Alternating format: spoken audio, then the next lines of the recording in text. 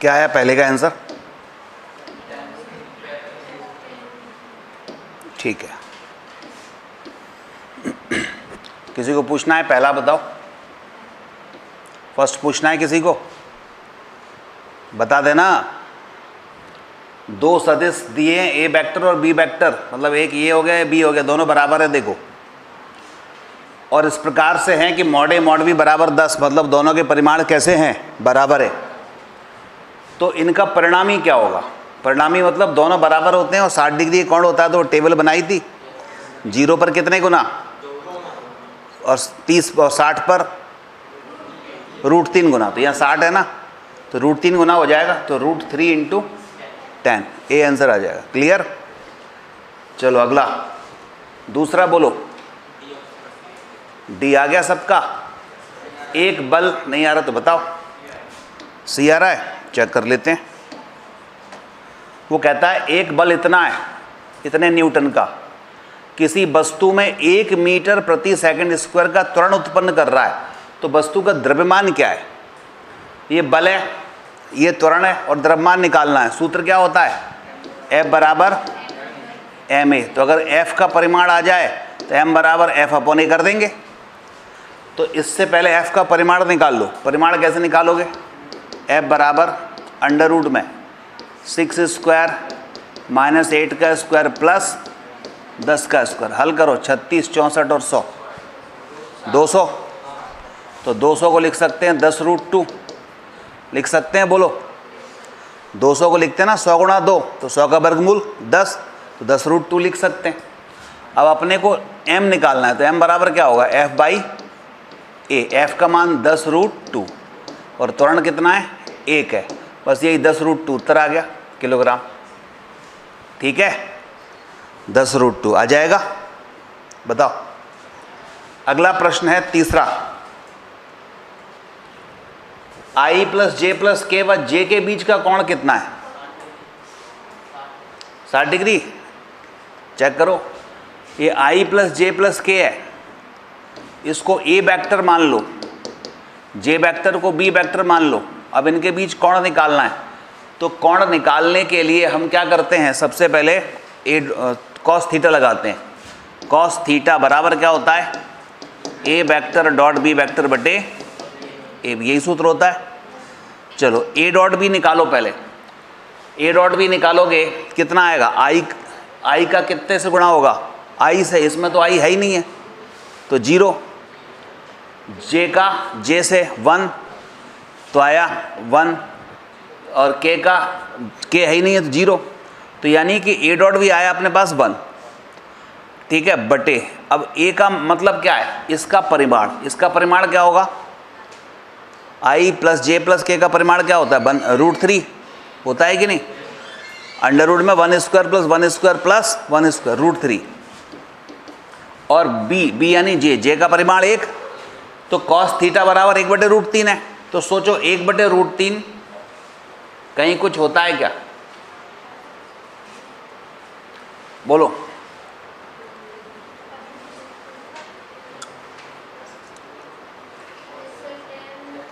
tan में होता है, ये तो cos है, तो cos में तो अब स्टैंडर्ड वैल्यू नहीं है। A डॉट B का क्या आएगा? J डॉट J आ जाएगा अपने पास 1, A डॉट B आ गया, और A B मतलब इसका और इसका क्या करेंगे? परिमाण। तो I + J + K का परिमाण हुआ √3, ठीक है, और J का हुआ 1, तो 1/√3 आया। तो अब इसमें से शून्य तो हो नहीं रहा, ठीक है। 45 cos 45 1/√2 होता है, ये मालूम है। 60 डिग्री 1/2 होता है cos में, तो फिर नन लगाओ, ठीक है। दूसरे का क्या दिया है इसमें? हो सकता है गड़बड़ दिया हो। तीसरा है ना, तीसरे का डी सही है, नन। क्या आ जाएगा? नन। क्लियर हुआ? ध्यान देना, cos थीटा बराबर, इधर देखो, cos थीटा बराबर 1/√3 है। तो जो स्टैंडर्ड मान हमने याद किए हैं, 0 का याद किया है, 30 का याद किया है, 45 का याद किया है, 60 का याद किया है, 90 का याद किया है, फिर उधर 135 120 का याद किया है, 135 का किया है, ठीक है ना, 150 का किया है, 180 का किया है, 270 का किया है। उनमें से तो मिल नहीं रहा, और इन 4 ऑप्शन में इन 3 में से भी नहीं मिल रहा कि cos 0 का मान 1 होता है, ठीक है। तो शून्य तो है नहीं क्योंकि ये 1 नहीं है। 45 1/√2 होता है, 1/√2 भी नहीं है। 60 1/2 होता है, 1/2 भी नहीं है। मतलब कुछ और होगा, तो कुछ और होगा तो अपन लगा देंगे नन, इनमें से कोई नहीं, ठीक है। चलो चौथा मिटा दूं, इसको लिखते चलना। चौथे में 2 सदिश हैं, कौन कौन से? ए व बी, निम्न में से कौन सा संबंध क्रम विनिमय नहीं है? मतलब उनकी अदला बदली कर दो तो कोई फर्क ना पड़े। ए प्लस ये पी प्लस क्यू को क्यू प्लस पी लिख सकते हो, बिल्कुल लिख सकते हो, कोई फर्क नहीं पड़ेगा। पी क्रॉस क्यू को क्यू क्रॉस पी लिख सकते हो, नहीं लिख सकते, क्योंकि लिखोगे तो दिशा बदल जाएगी। पी क्रॉस की क्यू की दिशा ऊपर होती थी, अपने देखा था ना, और फिर क्यू प्लस पी के नीचे हो जाएगी, और अगर इसके नीचे है तो फिर बाद में ऊपर हो जाएगी।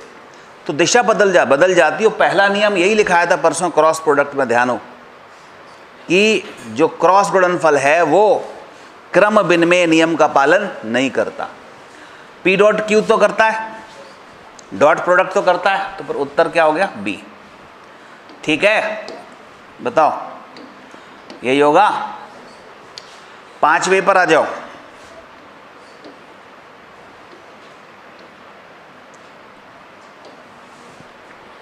यदि p प्लस क्यू बराबर c है और p और q दोनों √3 है और c का मान 3 है, तो p और q के बीच कोण क्या होगा?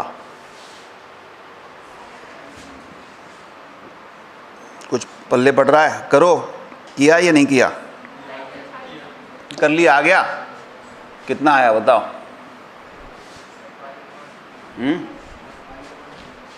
π/3 आया। चलो चेक कर लेते हैं क्या हो रहा है।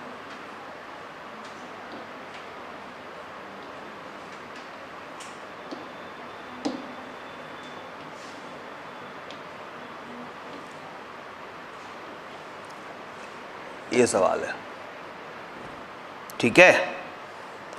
बताओ कैसे करेंगे?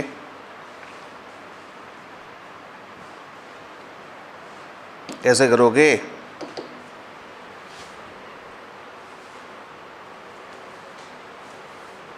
ऊपर क्यों नहीं आ रहा है?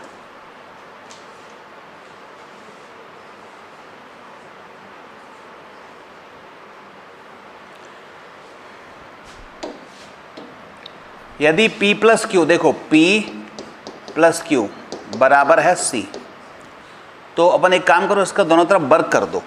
वर्ग करोगे तो P प्लस क्यू का होल स्क्वायर क्या होगा? p² plus q² plus 2pq cos theta. ध्यान देना, जब वेक्टर का स्क्वायर होता है ना तो cos जरूर आता है। वेक्टर का जोड़ करके स्क्वायर का मतलब इसका परिमाण निकाल रहे हैं। इधर c वेक्टर का स्क्वायर तो c² ही होगा, ठीक है। ये बात समझ आ गई? अब मान लिख दो, p का मान कितना है प्रश्न में? √3, तो √3 का वर्ग 3, q² का भी √3, तो ये भी 3, 2 √3 गुणा √3 cos थीटा। c का मान दिया है 3, 3 का वर्ग 9, ठीक है। तो आप देखो √3 3 हो गए, 3 दूनी 6 हो गए, 6 cos थीटा बराबर 9 में से ये 6 चले जाएंगे दोनों, क्या बचेगा? 3। तो cos थीटा बराबर 1/2, क्योंकि 3/6 1/2 होता है। अब 1/2 cos में किसका मान होता है? 60 का। तो उत्तर क्या आ गया? 60 डिग्री। क्लियर है? बोलो, यही आ रहा है? तो नोट करो।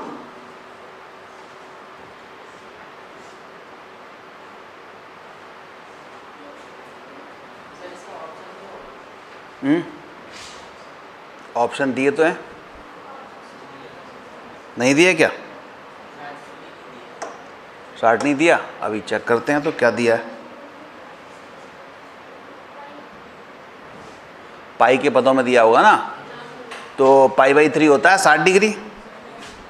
त्रिकोणमिति में सीखा तो है। 60 डिग्री को आपको रेडियन में बदलना है। कितने से गुणा करते हैं? π/180 से। तो क्या आ गया ये? π/3, ठीक है। अगर आपको डिग्री को रेडियन में बदलना हो तो पाई बटे 180 से गुणा कर दो, ठीक है। चलो अगला छठवा, ए क्रॉस बी व ए प्लस बी के मध्य कोण क्या होगा बताओ।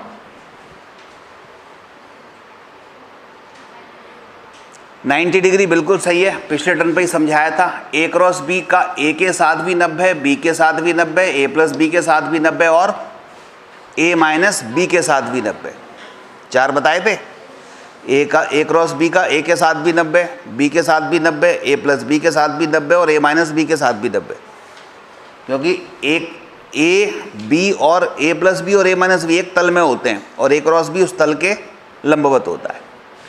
चलो सातवें में बोला है कम से कम कितने असमतलीय बलों का सदिश योग शून्य हो सकता है।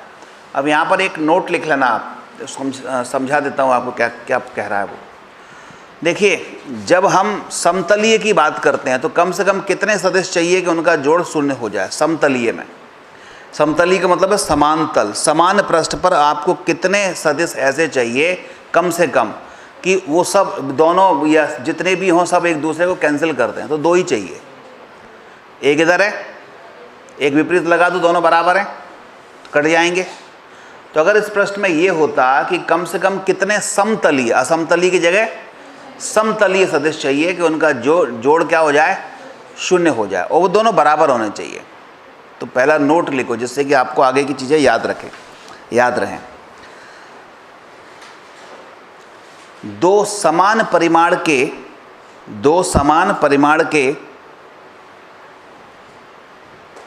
समतलीय सदिश,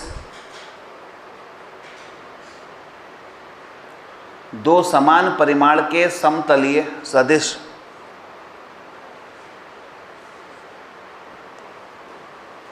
एक दूसरे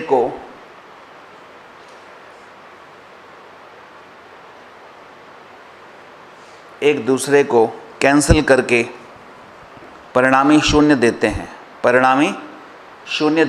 तो अगर ये होता है कि समतलीय बराबर परिमाण के कितने चाहिए तो उत्तर होगा 2, ठीक है। कितना होगा, ये एक पहला नोट हो गया। दूसरा,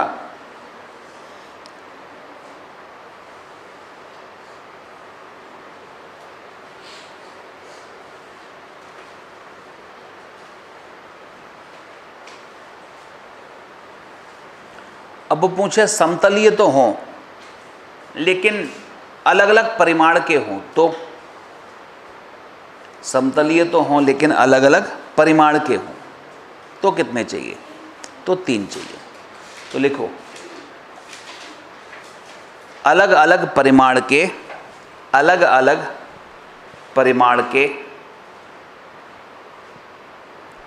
3 बल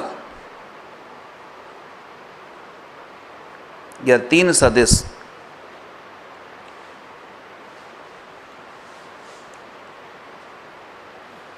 कम से कम लिख देना, कम से कम 3 सदिश एक दूसरे को निरस्त कर सकते हैं। तो इसमें कितने चाहिए, 3 चाहिए।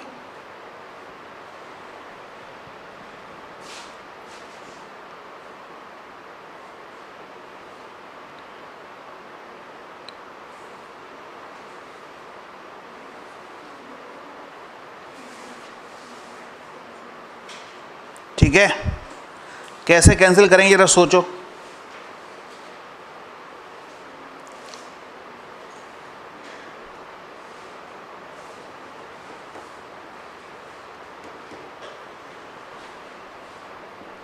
कैसे करेंगे, अगर समतलीय हैं, समान तल में मतलब एक पृष्ठ पर हैं और अगर बराबर परिमाण के हैं तो ऐसे कैंसिल करेंगे, कट जाएंगे दोनों। लेकिन परिमाण बराबर नहीं है मान लो, तो इसका मतलब एक कहीं इधर होगा एक इधर होगा और इन दोनों का परिणामी बीच में कहीं आएगा ऐसे, तो उसको कैंसिल करने के लिए इधर एक चाहिए। तो 1 2 3 चाहिए ना। तो समतलीय हों लेकिन अलग अलग परिमाण के हों तो 3 चाहिए, ठीक है। और समतलीय हैं और समान परिमाण के हैं तो केवल 2 चाहिए। और असमतलीय हैं, असमतलीय का मतलब सारे के सारे एक ही पृष्ठ पे ना हो, कुछ अलग अलग हों, कुछ इधर जा रहा हो, कुछ इधर जा रहा हो, कुछ इधर जा रहा हो, कुछ उधर कहीं जा रहा हो, तो 4 चाहिए, कम से कम 4 चाहिए। तो इसका उत्तर 4 है, सी है, इसमें आंसर में करेक्शन है तो कर लेना। तो अगला नोट लिख लो, न्यूनतम असमतलीय बलों का सदिश योग, न्यूनतम असमतलीय बलों का सदिश योग 0 होगा। न्यूनतम असमतलीय सदिशों का सदिश योग 0 होगा तो न्यूनतम संख्या 4 होगी। समझ आ गई ये बात? बोलो। ठीक है, तो हमने कितने बनाए? 2 कब चाहिए? 2 चाहिए जब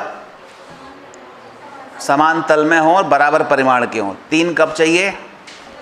समान तल और असमान परिमाण। 4 कब चाहिए? तल भी असमान और परिमाण भी असमान। ठीक है, चलो अगला है 8वां। 8वें में कहा गया है यदि a plus B equal to a minus B है मॉड में, तो a और b के बीच का कोण बताया था पिछले टर्न पर 90 डिग्री। बिल्कुल सही है। निम्न में से किस समूह का परिणामी 0 हो सकता है? a का हो जाएगा, इनका नहीं हो सकता। क्यों क्यों नहीं हो सकता बताओ? 0 होने के लिए क्या चाहिए? 3 में से 2 का जोड़ कर लो, 2 का घटाव कर लो, तो जो तीसरा है वो इन दोनों के बीच में आना चाहिए। अगर बीच में आ जाए तो 0 हो जाएगा, नहीं आ रहा तो 0 नहीं होगा। तो इसमें 10 और 10 20 और 10 में से 10 गए 0, 0 और 20 के बीच में 10 आता है तो हो जाएगा। ठीक है, ऐसे ही सबको चेक करना है। ठीक है ना? चलो अगला 10वां बोलो। 10वां, 2 सदिशों का अधिकतम परिणामी 26 और न्यूनतम 16 है, तो प्रत्येक सदिश का क्या होगा?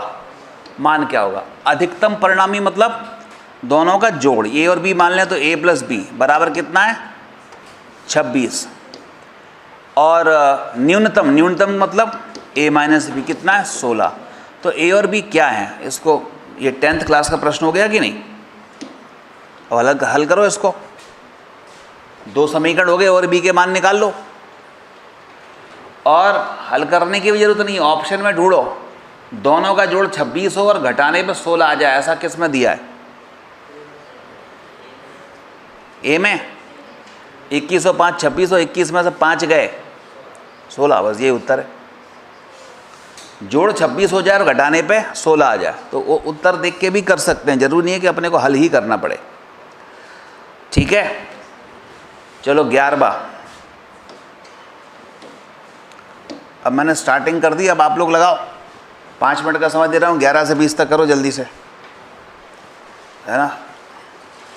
गाड़ी को स्टार्ट करने की जरूरत होती है ना। 10 क्वेश्चन से मैंने स्टार्ट कर दी, अब तो स्टार्ट हो जाओ।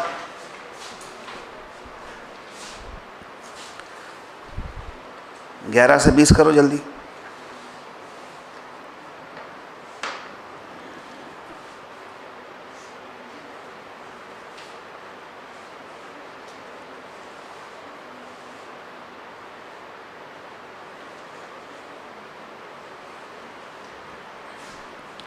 ग्यारहवां हुआ।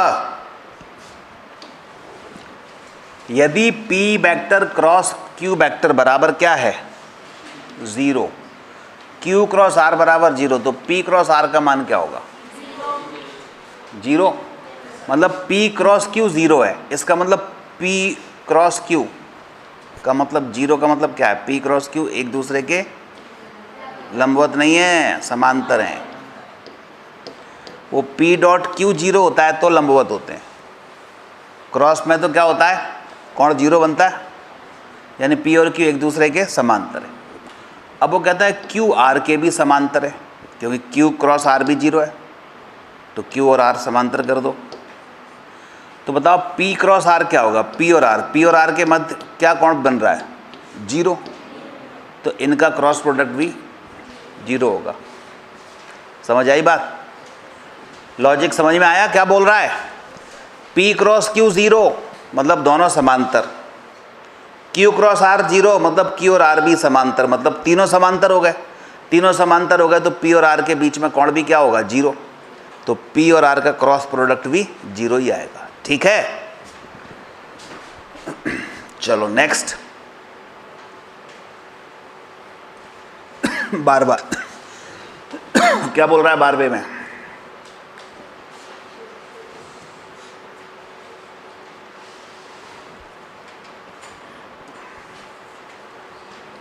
दो सदिश P और Q इस प्रकार हैं, P प्लस Q बराबर R वेक्टर, तो P square plus Q square बराबर R स्क्वायर है, तो कौन सा संबंध सही है? बताओ। P प्लस Q बराबर R है, इसका मतलब एक त्रिभुज बन रहा है। P प्लस Q बराबर R हो तो त्रिभुज बन रहा है, और P square plus Q square बराबर R स्क्वायर है, तो मतलब पाइथागोरस प्रमेय लग रही है। तो पाइथागोरस प्रमेय में क्या होता है? ये P है, ये Q है, ये R है, तो P square plus Q square बराबर R स्क्वायर, तो P और Q के मध्य कोण कितना? क्या आंसर हुआ? C option. थोड़ा सा दिमाग लगाना है, ज़्यादा दिमाग की भी जरूरत नहीं है।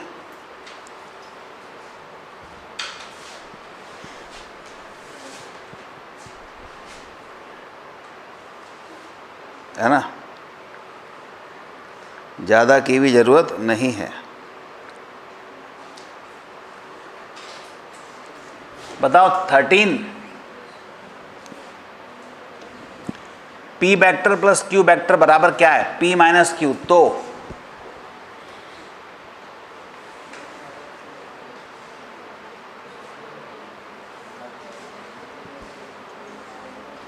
बताओ। P प्लस Q बराबर P माइनस Q है, तो ऐसा कब हो सकता है? दोनों तरफ वर्ग कर लो, वर्ग करोगे तो क्या होगा बोलो? P square plus Q square plus 2PQ, इधर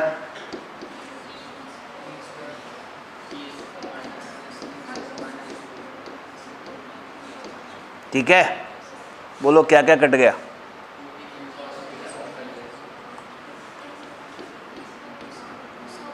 ये इधर गए, कितने हो गए? 4, 2PQ इधर, 2QP इधर आए, तो 4 बराबर 0। अब इधर दिमाग लगाओ, 1 2 3 4, 4 राशियों का गुणनफल 0 है।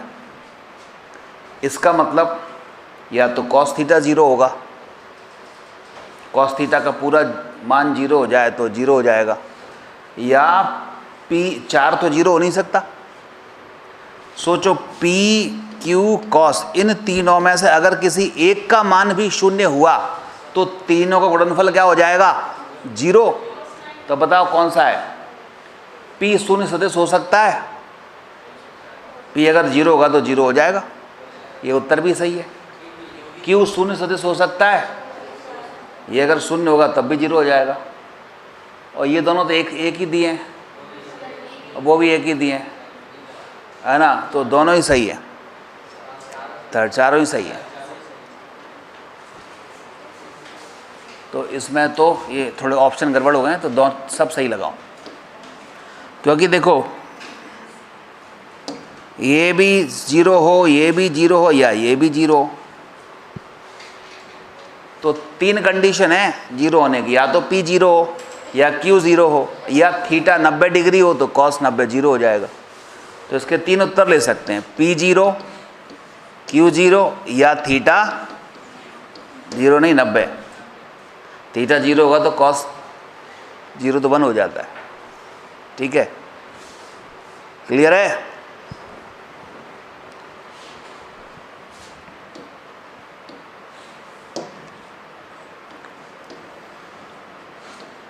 प्रश्न क्रमांक 14,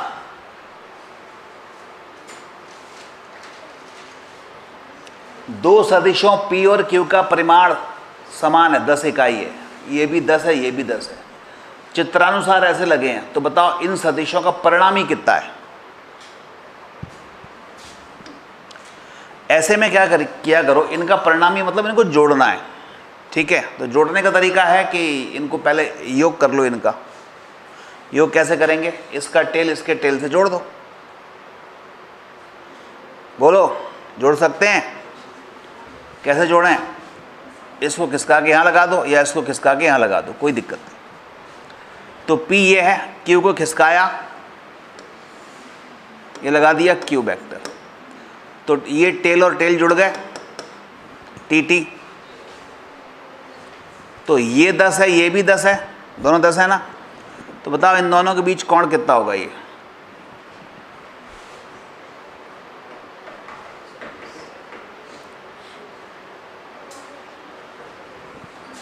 ये कोण कितना है टोटल?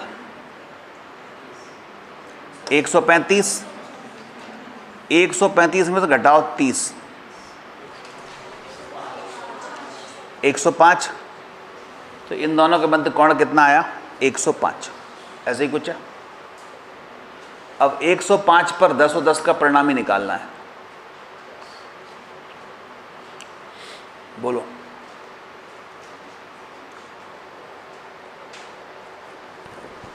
ऐसे करते हैं, देखो ये भी 10 है, ये भी 10 है, तो एक हमारे पास सूत्र था ना परिणामी निकालने का, जब समान होते हैं तो 2p cos थीटा बटा 2। p का मान कितना है? 10, ठीक है। cos थीटा का मान 105 बटा 2, तो 20 गुणा cos कितना हो गया? 105 बटे 2 भाग 2, 52 पॉइंट कितना आएगा? 5 दूनी 10, ये 2, 2 पंजे 10 और 2 दूनी 4, 52.5। तो 52.5 डिग्री। अब दिमाग लगाओ कि जो 52.5 है ये कॉस में लगभग कितना होता होगा? 60 कितना होता है? 1/2। 60 1/2 होता है। तो 60 पर अगर इसको 60 लेते तो 10 आता, अगर इसको 60 मानते तो कितना आता? 1/2। 2 से 20 कट जाते 10, यानी ये उत्तर होता। लेकिन ये 60 तो है नहीं, 60 से क्या है? कम है। तो 60 से जब कम है तो इसका मतलब राशि कम आएगी कि ज़्यादा आएगी? 1/2 से कम आएगी कि 1/2 से ज़्यादा आएगी? कम आएगी, है ना, कम आएगी। तो जब कम आएगी तो कम राशि से भाग देंगे तो 10 से तो ज़्यादा ही आएगा, ठीक है। और वैसे भी एग्जैक्ट निकालोगे तो 12 आएगा। हालांकि परीक्षा में जब ये क्वेश्चन आएगा ना तो ये मान कुछ ऐसे दिए होंगे कि घटाने पर जो स्टैंडर्ड वैल्यू है वो मिल जाए, तो यहाँ तो स्टैंडर्ड मिल नहीं रही, तो फिर वो cos 52.5 की ब्रैकेट में कहीं वैल्यू देगा, इतनी वैल्यू है। और अपन एग्जैक्ट निकालें तो निकाल सकते हैं साइंटिफिक कैलकुलेटर से, अदरवाइज़ वो परीक्षा में देता है, ठीक है। अगर ऐसी उल्टी सीधी वैल्यू होंगी तो मैं एग्जैक्ट बता देता हूँ तुम्हें।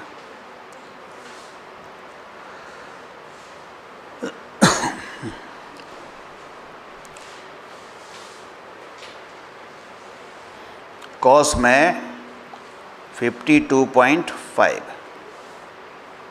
ये होता है 0.61, 0.6 के आसपास। कितना हो रहा है? 20 गुणा 0.6, तो 0.6 का अब गुणा करोगे तो 12 ही आ रहा है, 6 दूनी 12, तो अपना उत्तर आया 12 इकाई, ठीक है।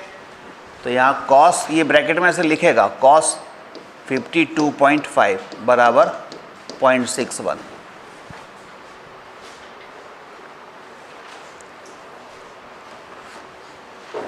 चलो 15वां,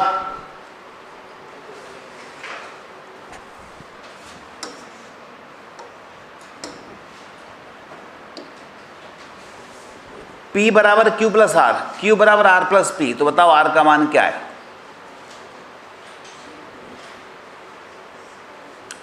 दो समीकरण हैं, इससे R का मान निकालना है। P प्लस क्यू बराबर आर, क्यू बराबर आर प्लस पी।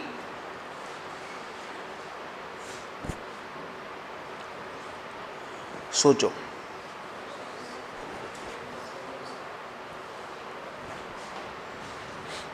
आर क्या है?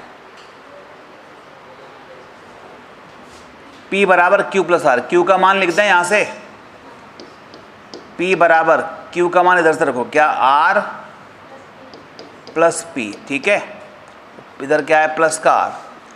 देखो P से P कटी गया, 2r बराबर 0, तो r ये शून्य सदिश आ गया, ठीक है। सोचो, थोड़ा थोड़ा सोचो। 16, 17, 18 करो जल्दी से। चलो मैं आपको समय दे रहा हूँ, 16, 17, 18 करो।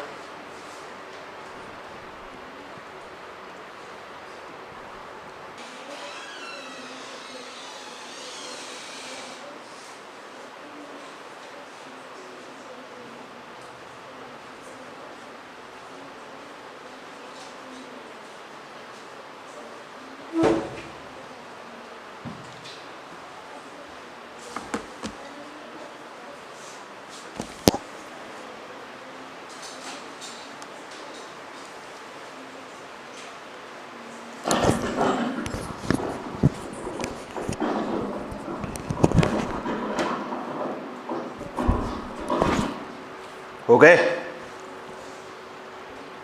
बोलो। क्वेश्चन नंबर 16 क्या रहा है? सी। देखो, ए वेक्टर और बी वेक्टर एक ये दिए हैं, किस स्थिति में दोनों एक दूसरे के कैसे होंगे? समांतर। तो समांतर की कंडीशन क्या होती है कि ये एक दूसरे से कुछ n गुना होता है, तो इनके जो गुणांक होते हैं ना, जैसे ये है i का गुणांक a1 है, इधर i का गुणांक क्या है? a2, तो इनका जो अनुपात है a1 बटे a2 ये बराबर होगा इधर b1 बटा b2। बस यही उत्तर होगा, ढूंढ लो। हाँ, a1 बटे b1, तो a1 बटे, अच्छा ये तो उल्टा दिया है, हाँ ये हो जाएगा c, a1 बटे a2 बराबर b1 बटे b2, ठीक है। चलो 17वां,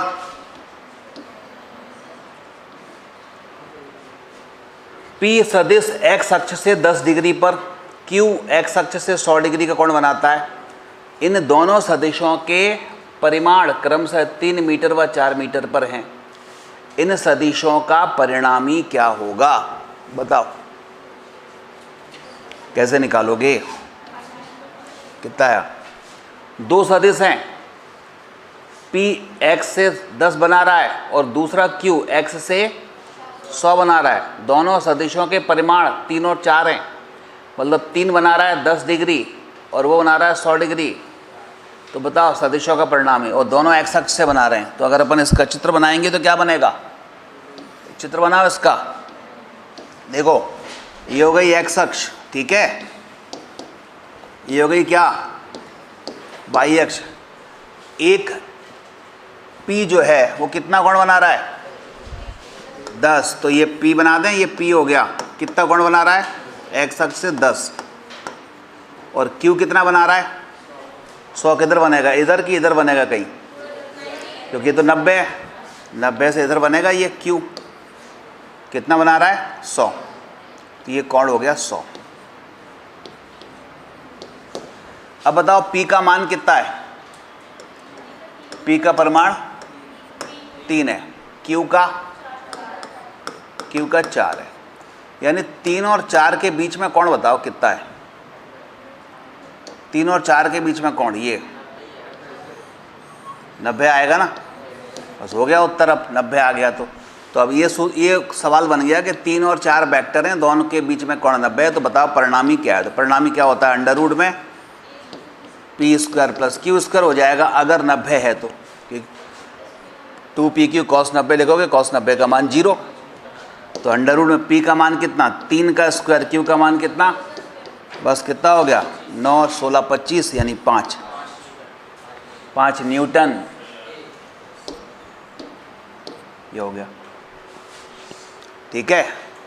लिख लो, बना लो चित्र।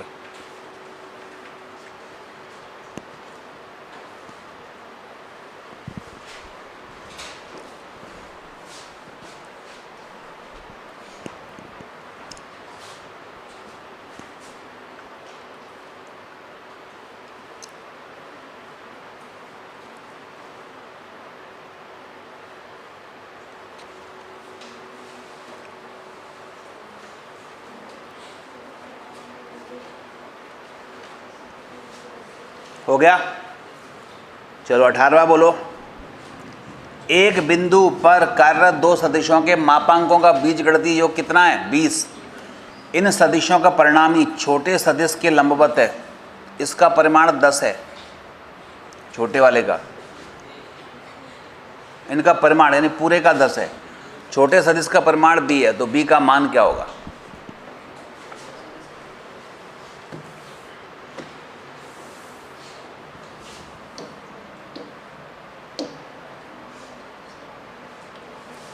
देखो 18वां।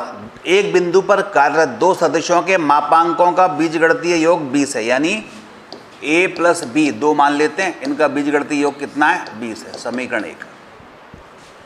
b छोटा है मान लो, इनका परिमाण 10 है। परिमाण मतलब r बराबर 10 है। छोटे सदिश का परिमाण b है, ठीक है, और छोटे सदिश के लंबवत है परिमाण, तो ये b हो गया। इसके लंबवत है ये परिणामी, तो a इधर कहीं रहा होगा, तो ये अल्फा हुआ। तो tan अल्फा का सूत्र क्या होता है बताओ?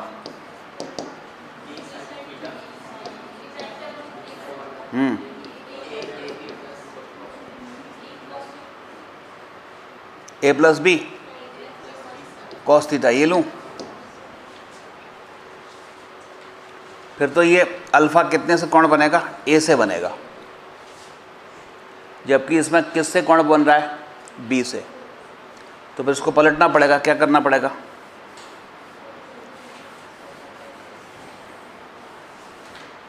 फिर हमें लेना पड़ेगा tan अल्फा बराबर a साइन थीटा बटे कितना?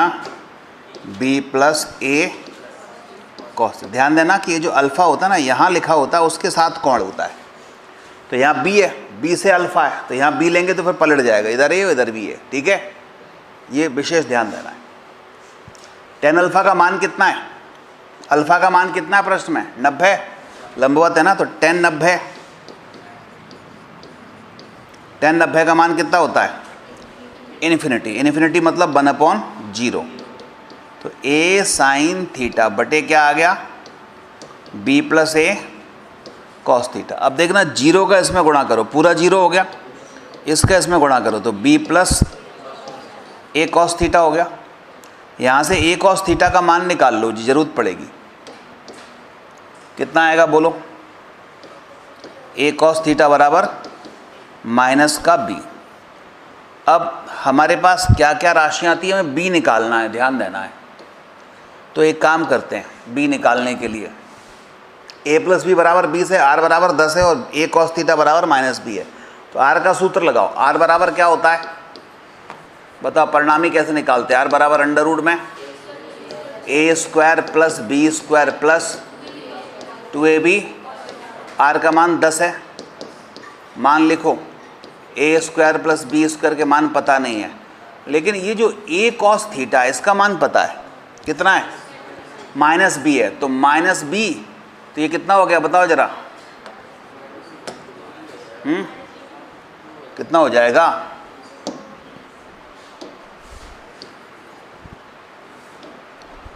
माइनस a कॉस थीटा की जगह माइनस b लिखो, तो माइनस 2b स्क्वायर हो जाएगा। तो कितना हो गया? a स्क्वायर माइनस का b स्क्वायर, और वर्ग कर दो तो 100 बराबर a square minus b square. ये समीकरण 2 हो गया। ये ठीक है।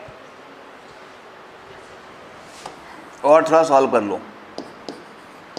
a minus B into A plus B लिख सकते हो, और a प्लस बी का मान कितना है? 20 है। 100 बटे 20 कितने होते हैं? 20 पंजे 100। ये समीकरण 2 है। समीकरण 1 a प्लस बी बराबर 20। समीकरण 2 a माइनस बी बराबर 5 हो जाएगा। a और b के मान निकाल लोगे, बेलोपन विधि से कक्षा 10 में किया था, निकालो।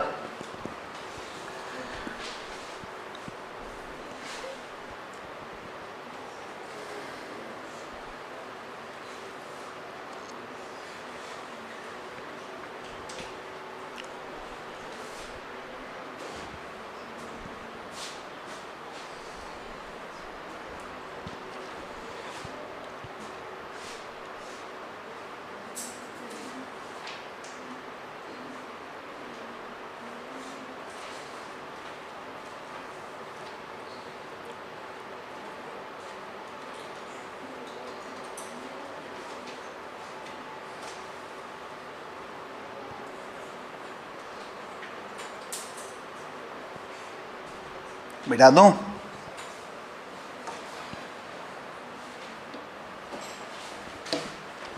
बताओ।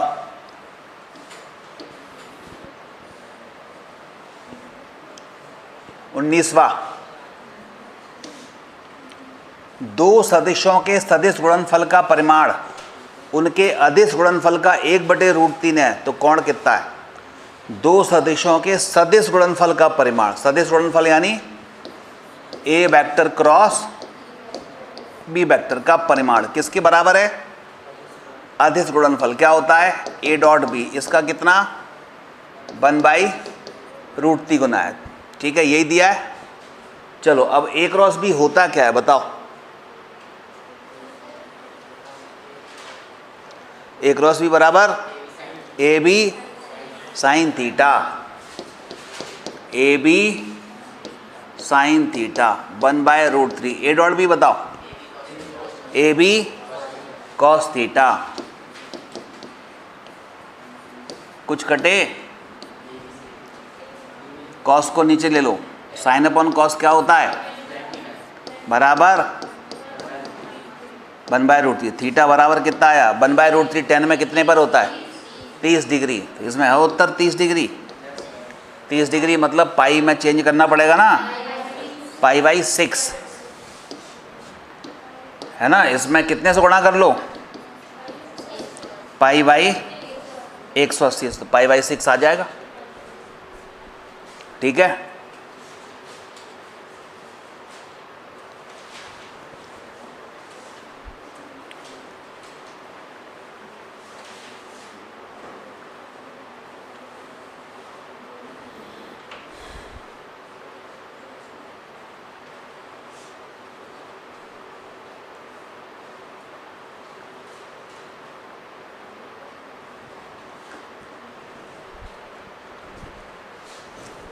बीसवा,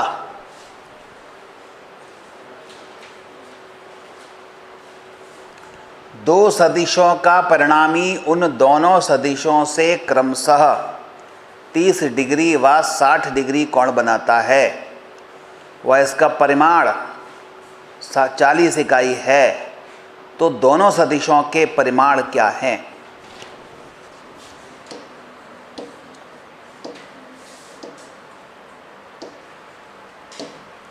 दो सदिशों का परिमाण उन दोनों सदिशों से 360 डिग्री का कोण बनाता है। दो सदिशों का परिणामी, तो दो सदिश हैं ऐसे, एक मान लेते हैं ए, एक मान लेते हैं कहीं बी, और दोनों से 360 का कोण बना रहा है। इसका मतलब 90 डिग्री होंगे ए और बी के बीच में कोण। ये बात समझ में आई? ये कहीं परिणामी है मान लो, तो ये परिणामी जो है ना वो क्या बोल रहा है? ए से 30 का कोण बना रहा है और इधर से 60 का बना रहा है, तभी तो जोड़ कितना हुआ? 90। तो अगर इसका परिमाण मतलब ये आर कितना है? 40 है, तो ये ए और बी के मान क्या होंगे ये पूछा है। ए और बी के मान क्या होंगे? आर का सूत्र लगाओ। आर बराबर क्या होता है? अंडर रूट में a square plus B square plus 2ab cos theta, और कॉस थीटा तो 90 है दोनों के बीच में, तो ये तो हट गया। आर का मान 40 बराबर रूट में a square plus B square. तो बोलो ए स्क्वायर प्लस बी स्क्वायर बराबर कितना आ गया? 40 का वर्ग कर लो 1600। अब इसमें वो करके देख लो हिट एंड ट्रायल कि दोनों का वर्ग करके 1600 किस में आ रहा है। बोलो।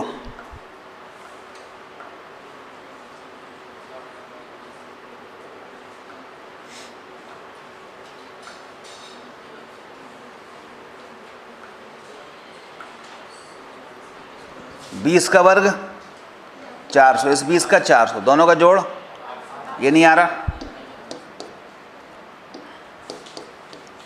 20 का वर्ग इस 20 का वर्ग गुणा √3 का वर्ग 3, तो 1200 400 यही उत्तर है।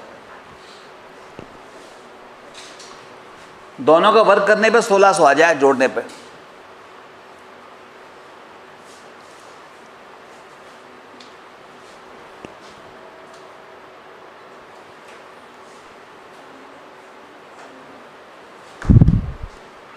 बीस हो गए, अगले 20 करो।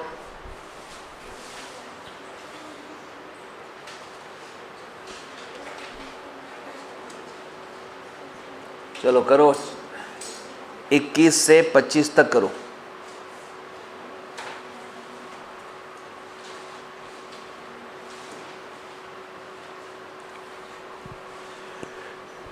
करो, फिर से समय दे रहा हूँ 5-7 मिनट का। करो, करना तो मैं है, करोगे ना, भले ही गलत करो, कोई दिक्कत नहीं है, लेकिन दिमाग चलाओ, कौन किधर जा रहा है, क्या चित्र है, क्या बनेगा, तो थोड़ा बहुत समझ में आएगा।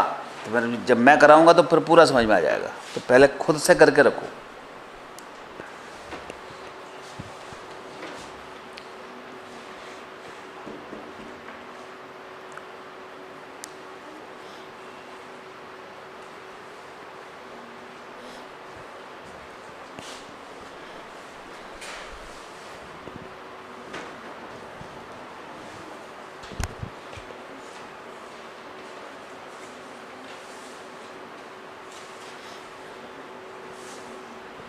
एक बच्चा पूरब की ओर 8 कदम चल रहा है।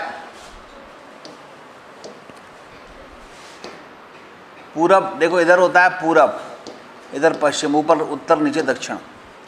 एक बच्चा पूरब की ओर 8 कदम चला, ठीक है, इधर चला 8 कदम, मतलब 8, एक कदम 1 मीटर का मान लें तो मान लो 8 मीटर चला। उत्तर की ओर 6 कदम चला, इधर 6 कदम चल गया, इससे थोड़ा छोटा।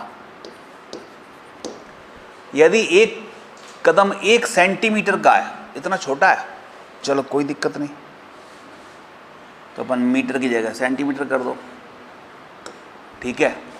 तो उसका विस्थापन का परिमाण क्या है? तो विस्थापन तो ये होता है ना, ये तो बड़ा आसान है, पाइथागोरस प्रमेय लग जाएगी। 8 का वर्ग और 6 का वर्ग, 64 और 36, 100, 10 आ जाएगा। और 10 सेंटीमीटर आ रहा है, क्योंकि ये सेंटीमीटर है तो मीटर में 100 से भाग दे दो, 0.1, उत्तर हो गया क्या? 0.1 मीटर। करो अब, आगे करो, अब मैं ही तो करता जा रहा हूँ सब।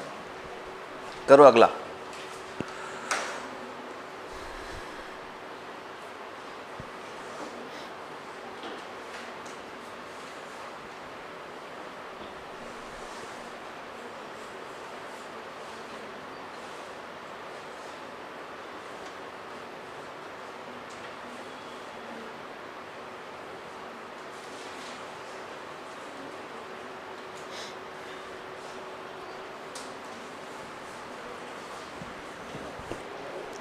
A क्रॉस B बराबर B क्रॉस A के बीच में कोण कितना होता है? ये तो इसकी जरूरत ही नहीं है, वैसे ही समझ में आ रहा है। A क्रॉस B और B क्रॉस A कैसे होते हैं? दिशा पलट जाती है विपरीत, तो क्या आएगा? पाई। करो अगला।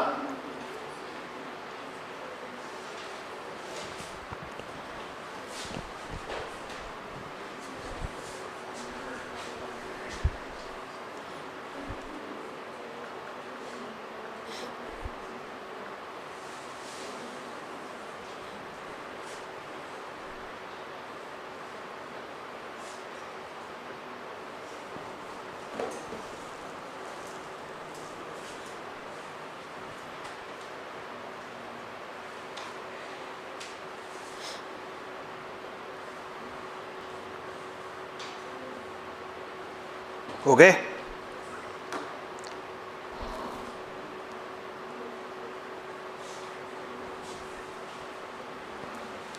तेईसवा क्या कहता है? देखो कितना आसान है। दो सदिशों P व Q का परिणामी R वेक्टर के लंबवत है। नहीं मिली? चलो, दो सदिशों P व Q का परिणामी R वेक्टर P के लंबवत है। P बराबर R है, तो P और Q के बीच का कोण क्या है बताओ? ये अभी अपन ने किया था, वैसे ही सवाल है ये। दो सदिश हैं, कैसे? P और Q का परिणामी R वेक्टर के लंबवत है, तो P और Q का परिणामी R के लंबवत है, तो R बना लो पहले, ठीक है। नहीं, परिणामी R P के लंबवत है, तो P बना लो पहले, ये R हो गया। R किसके लंबवत हो गया बताओ? P के। तो इसका मतलब Q इधर कहीं रहा होगा कि नहीं, क्योंकि P और Q के बीच में ही तो कहीं R आता है, इधर उधर नहीं आता। अब वो कहता है P और R बराबर हैं, यानी P का परिमाण और R का परिमाण बराबर है, ये R का परिमाण बराबर है, ठीक है। तो यहाँ लिख देते हैं P बराबर है R। और सोचो, तो P और Q के मध्य कोण कितना है ये पूछा है। R का कोण तो पता है, P से कितना है, ये कोण तो पता है ना, अल्फा बराबर 90। बस यहीं से हिंट मिल गई। अल्फा का सूत्र क्या होता है? tan अल्फा बराबर, बताओ अल्फा किसके साथ है? P के साथ है, तो नीचे P आएगा तो ऊपर Q आएगा। अब Q साइन थीटा बटे P प्लस Q, ध्यान देना ये अल्फा इस P के साथ होता है, ये जो यहाँ लिखा है, अब यहाँ है तो फिर ये पलट जाएंगे। अब tan अल्फा का मान कितना? 90। tan 90 का मान बताओ, इन्फिनिटी का मान बताओ, 1/0 बराबर क्या है? Q साइन थीटा बटे में P plus Q cos theta, ठीक है। गुणा करो 0 का इसमें और इसका इसमें, अभी किया था जो, क्या आ जाएगा? 0 बराबर P plus Q cos theta, ठीक है। तो कॉस थीटा बराबर क्या आया? -P/Q, ये आया। कॉस थीटा बराबर -P/Q। अब इसमें ये सोचना है कि हम P और Q के मान क्या लिखें कि कट पिट के कुछ एंगल आ जाए। P बराबर R दिया है, P बराबर क्या दिया? R दिया है, ठीक है। तो कुछ मान निकाला जा सकता है, इधर से निकाल सकते हैं अपन। R का मान होता क्या है? R बराबर अंडर रूट में P² plus Q² plus 2PQ cos theta. R का मान कितना है? 90 नहीं है, R बराबर P है, तो P लिख दो और वर्ग कर दो दोनों तरफ। P² बराबर P² प्लस Q² प्लस, इधर से देखो कॉस थीटा को, या इधर से लिख देना Q कॉस थीटा को -P, तो ये कितना हो जाएगा बताओ? -2P² हो जाएगा कि नहीं। कॉस थीटा को हम क्या लिख दें? लिख सकते हैं। तो इधर ये P² कट गया, ये 2P² इधर आया, प्लस का हो गया बराबर Q², ऐसे ही हो रहा है। अब दोनों तरफ क्या कर दो? वर्गमूल ले लो, तो √2P बराबर Q आ जाएगा। अब देखना, हमें तो कॉस थीटा निकालना था, -P बटे, या यहाँ से P का मान लिख दो या Q का मान लिख दो। Q का मान कितना है? √2P, P से P कट गया, कॉस थीटा बराबर -1/√2 आया। अब सोचो -1/√2 कॉस में कितने का मान होता है? 135 का होता है, यही उत्तर है। 90 प्लस 45 हो जाएगा ना, कॉस 90 प्लस 45 बराबर होता है -cos 45। कॉस 90 प्लस थीटा त्रिकोणमिति में बताया था, -cos theta. 90 plus theta second quadrant में, सेकंड चतुर्थांश में जाएगा, सेकंड चतुर्थांश में कॉस माइनस होता है, ठीक है। 135 उत्तर आया। कॉस 45 का मान 1/√2, तो 1/√2, 1/√2 कितने पर हुआ? इतने पर, 135 पर। ये थोड़े बड़े सवाल हैं, लेकिन बड़े सवाल ज़्यादा नहीं आते, इसलिए चिंता मत करना, हम हर तरह के कर रहे हैं।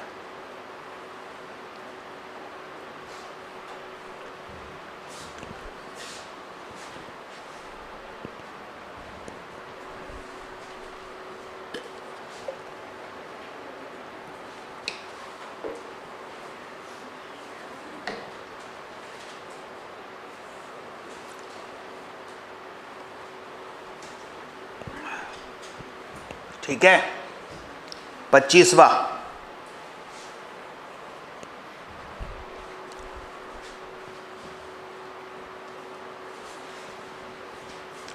एक बल F बराबर 30i minus 2j plus 4k किसी वस्तु को बिंदु इतने से इतने तक विस्थापित कर देता है, तो बल द्वारा किया गया कार्य क्या है? मिटा दें इसको, बोलो। ये तो उतार लिया कि नहीं? दो सदिश, ये 25वां बल है, बल दिया है, देखो कितना, 3i minus 2j plus 4k। एक बिंदु वस्तु को बिंदु 1 1 1 से कितना विस्थापित कर रहा है? बिंदु Q है दूसरा, 2 0 3 तक विस्थापित कर रहा है, तो बल बराबर किया गया कार्य क्या है? बल कार्य बराबर क्या आता है? F vector dot S vector या R वेक्टर, विस्थापन, S या R विस्थापन है, यही होता है। अब आप इसमें क्या करो, F का मान तो दिया ही है, 3i माइनस 2j प्लस कितना, 4k, यहाँ लगाओ डॉट S। S का मतलब है ये विस्थापन, ये विस्थापन का मतलब अंतिम स्थिति में से प्रारंभिक स्थिति घटा दो, इसको विस्थापन कहते हैं। तो अंतिम ये यहाँ से पहुँच के यहाँ गया है ना, तो अंतिम ये है, प्रारंभिक ये है, घटाओ। घटाने का तरीका, 2 में से 1 गया है ना, ये x है, ये y है, z है, x में से x घटेगा, 2 में से 1 गया, एक मतलब i कैप। फिर 0 में से 1 गया तो -1 यानी माइनस j कैप। 3 में से 1 गया यानी प्लस का 2 यानी 2 k कैप। ये बात समझ आई? इसमें से ये घटाओ, x में से x, y में से y, z में से z। x में से x घटा के बचे वो i होता है, z और y में से y घटा के बचे वो j होता है, और k में से k घटा के बचे वो z होता है। ठीक है, तो अब ये आ गया। अब डॉट गुणनफल तो करना आसान है, 3 का 1 में होगा 3, -2 का -1 में होगा प्लस का 2, 4 का 2 में होगा 8। बोलो कितना हो गया? 8 10 3 13। उत्तर है 13 जूल। उत्तर आ जाएगा C।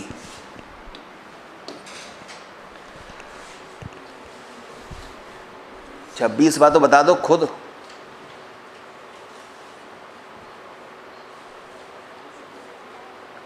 बताओ।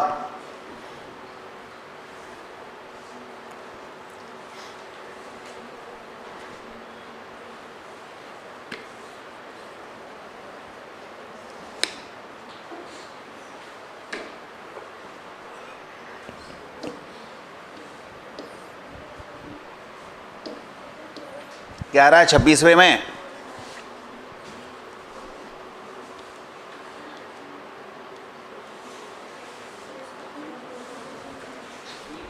बी बॉम्बे, -2 को a से गुणा करो तो b में कहते हैं परिमाण दुगना हो जाएगा, दिशा बदल जाएगी। सही है, -2 मतलब, माइनस का मतलब दिशा बदलना, और 2 का मतलब उसका परिमाण 2 गुना हो जाना। ठीक है, 27वां बताओ।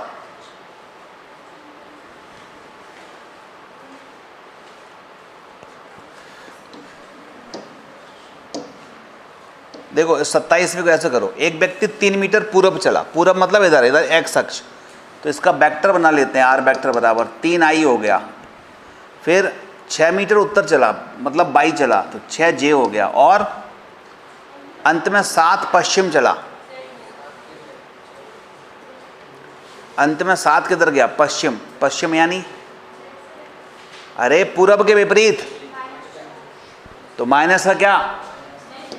माइनस का 7, i का j या k क्यों? पूरब की दिशा क्या मानी थी? तो पश्चिम -i होगा, तो -7i होगा ना। अरे दिशा देखना है, इधर, इधर पूरब है, ये i हो गया, अब पश्चिम इधर है तो -i हो गया। ऊपर क्या है? उत्तर, तो +j हो गया, और मान लो दक्षिण चले -j हो जाएगा। और इधर ये होता है, मतलब वो कहे कि बाहर की ओर आ रहा है या ऊपर की ओर जा रहा है, तो k होगा। तो अब सीधे सीधे r वेक्टर बराबर कितना हुआ, 7 में से 3 घटाओ, -4i + k 6j, यही हो गया। अब विस्थापन निकालना है तो परिमाण निकाल लो अंडर रूट में, -4 का वर्ग प्लस 6 का वर्ग 16 और 36 कितने हो गए, जोड़ दो। कोई उत्तर आ रहा है क्या? 52, यही उत्तर है। ठीक है,